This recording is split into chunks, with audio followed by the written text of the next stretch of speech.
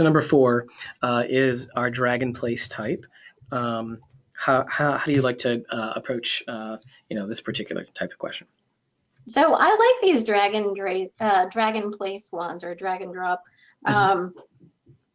The vignettes are no longer on the exam, so these are pretty nice. It's the closest you get to actually designing, as you would, I think a lot of us like in the architecture profession.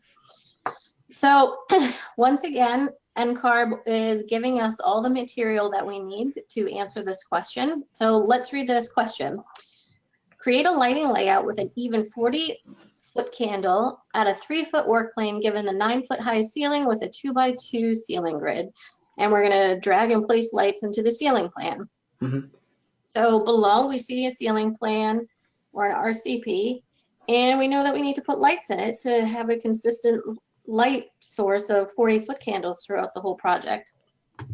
And to the right of that, I see a little diagram. Well, NCARB is not going to give me a diagram if I don't need to use it.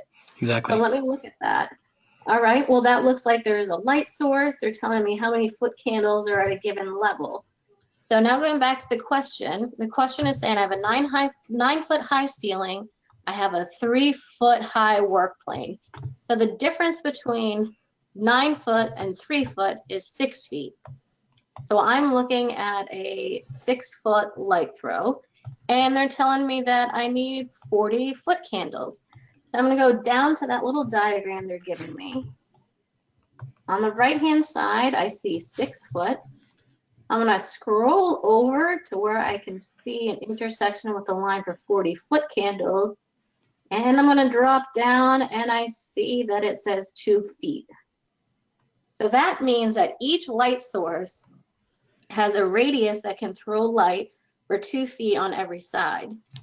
So that means that these lights from the perimeter of the wall need to be 2 feet in. So I'm going to start looking at this grid here. And in this situation, we can already see where the correct answers are with the green highlighting. NCARB's not going to show you where to place them. Yeah, we cheated a little bit here. We gave you guys the answers by highlighting these areas in green. But go ahead. You're right. But as you can see, all 4 of them are 2 feet from the perimeter. And if you add 2 feet and 2 feet together, you get 4 feet. Right. And so they're 4 feet from one another. And they're just, once again, they're not 2 feet from one another, because if you had a 2-foot and a 2-foot overlap, you would have that center area where you would have a really high, really concentrated foot candle. So again, each of these are kind of working. Each of these lights have a radius of light that they're throwing all to themselves. That's right. And so just to give you guys a little sense here, so here's, maybe you can see this a little bit better, the diagram. And again, this is from our practice exams.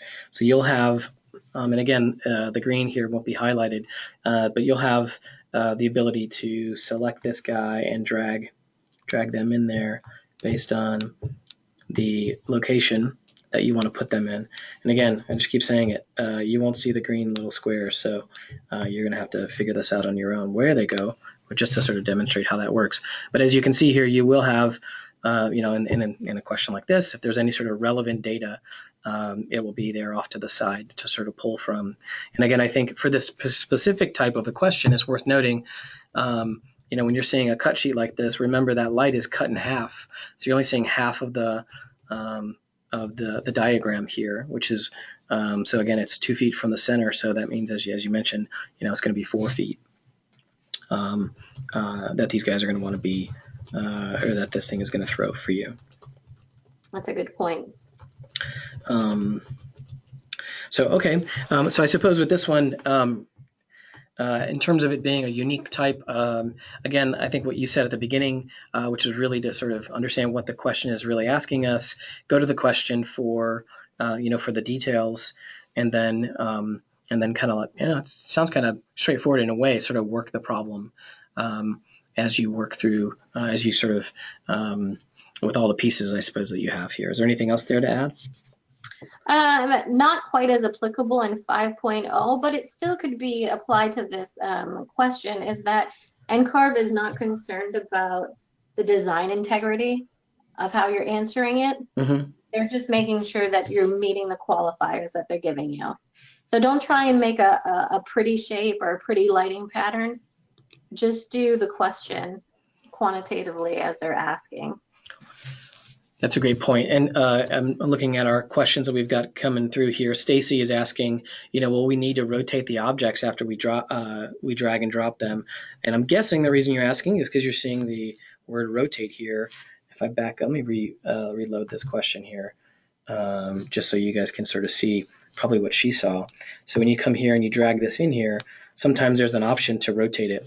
And so the point here is that sometimes you might need to rotate it. I'm not exactly sure how it works actually on our thing here. Oh, there you go. So you could type in the angle and the degree. So in some cases, depending on what it is that they're asking you to drag and drop, there may be some additional functionality. For this particular type of question, for this particular question, you don't need to rotate it, but that functionality does exist throughout the practice exam. So just know that might be something you might run into.